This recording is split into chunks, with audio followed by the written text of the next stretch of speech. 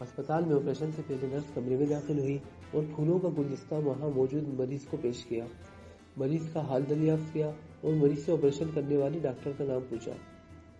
مریض نے بتایا، ڈاکٹر سمیر شاہ، وہ میرا آپریشن کریں گے۔ یہ سن کر نرس نے حیرت اور تعجب کی ملی جلی کیفیت سے دوچار ہوتے ہوئے کہا، کیا ڈاکٹر سمیر شاہ آپریشن کے لیے آمادہ ہو گئے؟ کیا وہ آپ کا آپریشن ڈاکٹر سمیر شاہ کریں گے؟ مریض نے کہا، جی واقعی ہی ڈاکٹر سمیر شاہ ہی میرا آپریشن کریں گے۔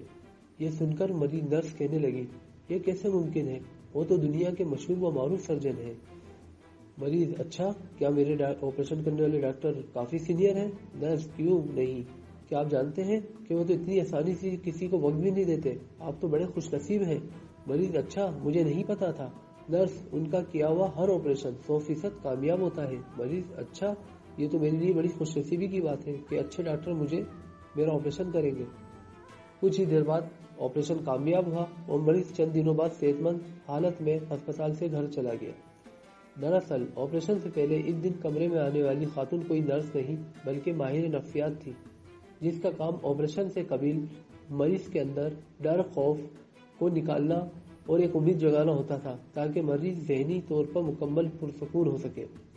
یہی وجہ ہے کہ وہ کمرے میں نرس بن کر جاتی اور آپریشن کرنے والے ڈاکٹر کو مشہور اور کامیاب بنا کر پیش کرتی، جس سے سن کر مریض مطمئن ہو جاتا۔ ماہرین نے تحقیق سے ثابت کیا کہ علاج کی کامیابی میں بیمار کو زندگی کی امید دلانا بھی مؤثر ثابت ہوتا ہے، اور اس طریقے سے ان کے اندر خوف کی فضا میں جکڑی کمزور روح کو بیدار کیا جا سکتا ہے۔ یہی اصول دیگر شعبوں میں بھی کارآمد ثابت ہوا ہے۔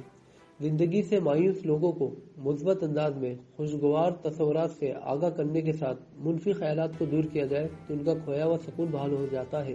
اس لیے ہمیں بھی چاہیے کہ ہر مراحل میں، چاہے مریض ہو یا کوئی بے روزگار ہو یا کوئی تنگ دست ہو، ہم اس کی حوصلہ افزائی کریں